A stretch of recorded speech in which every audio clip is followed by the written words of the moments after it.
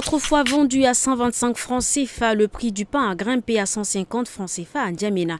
Cette hausse de prix est causée par l'augmentation des prix du carburant.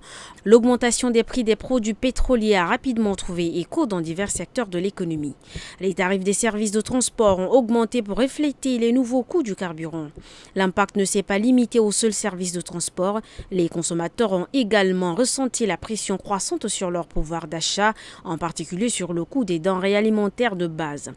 Parmi celles-ci, le pain, aliment essentiel pour de nombreux foyers, a vu son prix augmenter. Le groupe de concertation des acteurs politiques GCAP donne 3 jours au gouvernement pour retirer l'arrêté portant augmentation des prix des produits pétroliers.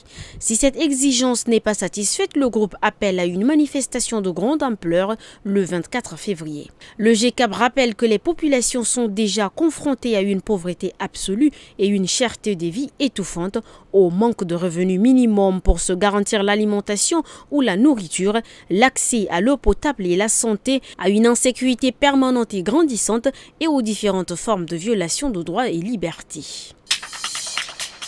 Par un communiqué de presse daté du 20 février 2024, le réseau des organisations de la société civile ROSOC du Logone oriental appelle les autorités à annuler l'arrêté portant augmentation des prix du carburant.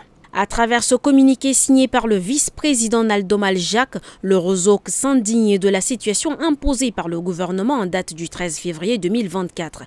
Pour le ROSOC, malgré la cherté des vies liées aux denrées alimentaires et non alimentaires, à la perturbation des réseaux téléphoniques, il n'est pas admissible qu'une telle mesure vienne encore appauvrir la population qui survit au lieu de vivre.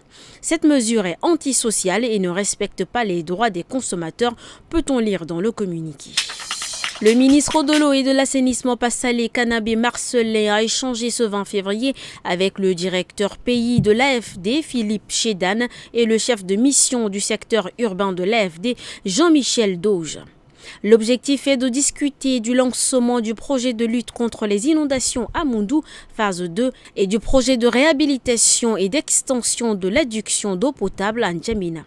Ces projets visent à améliorer l'accès à l'eau potable à N'Djamena et à gérer les inondations à Moundou, ce qui bénéficiera aux populations locales.